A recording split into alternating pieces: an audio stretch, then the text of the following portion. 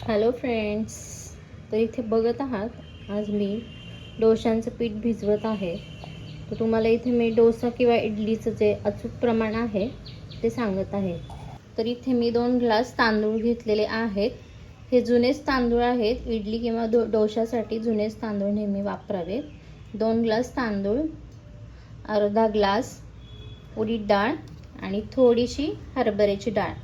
इथे तुम्हाला हरभऱ्याची डाळ टाकायची नसेल तर तुम्ही मुगाची डाळ टाकू शकता, ती ऑप्शनल आहे. सो हे जे प्रमाण आहे हे 3 ते 4 लोकांसाठी सफिशियंट आहे. तर हे मी आज भिजवणार आहे सकाळी, आणि सकाळी भिजवल्यानंतर संध्याकाळी 8 ते 9च्या दरम्यान संध्याकाळी हे मिक्सरमध्ये बारीक करून घेऊन ते एका पातेल्यामध्ये रात्रभर ठेवून देणार आहे. आणि ठेवल्यानंतर ते पीठ रात्रभर खूप छान फुलते, आणि हे पीठ जर फुलले तरच खूप छान डोसे किंवा इडली होतात. त्यामुळे हे रात्रभर बारीक करून आपल्याला एका दमट किंवा गरम ठिकाणी ठेवायचं आहे झाकून. थंड ठिकाणी ठेवायचं नाही. थंड ठिकाणी ठेवलं तर हे फुलत नाही. सो दमट किंवा गरम ठिकाणीच हे पीठ झाकून ठेवावे. रात्रभर छान फुलते आणि सकाळी मग छान डोसे किंवा इडली होतात ह्याच्या मस्त.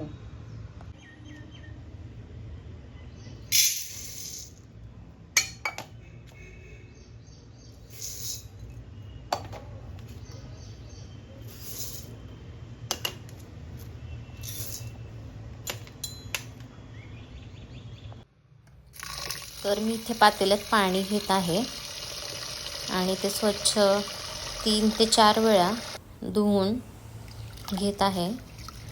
हे स्वच्छ धुतल्यानंतर त्याचं जे पांढरं पाणी आहे ते टाकून द्यायचं आहे, आणि ते टाकून दिल्यानंतर त्यामध्ये स्वच्छ पाणी घेऊन ते ठेवायचे आहे.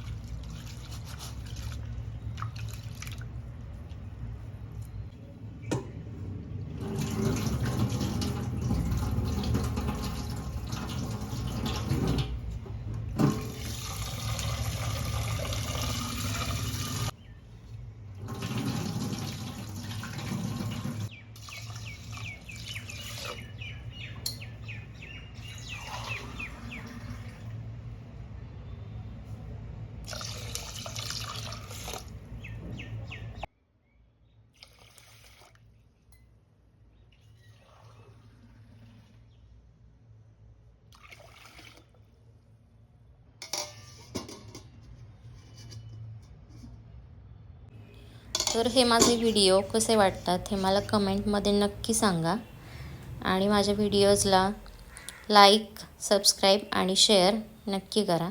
धन्यवाद.